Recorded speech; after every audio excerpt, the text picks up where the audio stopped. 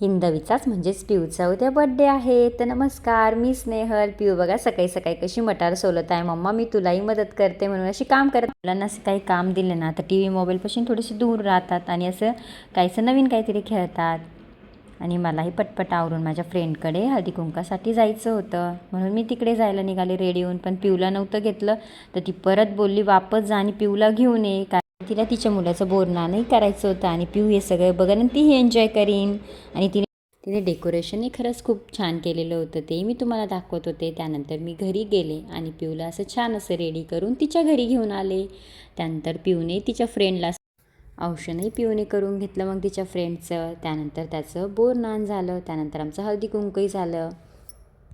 मी संक्रांतीचाही long video टाकणार आहे, पण व्हिडिओ यायला थोडासा उशीरच होणार आहे कारण पिऊचा उद्या बड्डे आहे आणि त्याची तयारी चालू आहे. घरीच करणार आहे बड्डे, पण तरी तयारी करावीच लागते ना.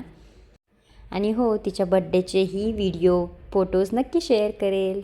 तोपर्यंत चॅनलला सबस्क्राईब करा, व्हिडिओला लाईक करा. चला बाय, भेटूया.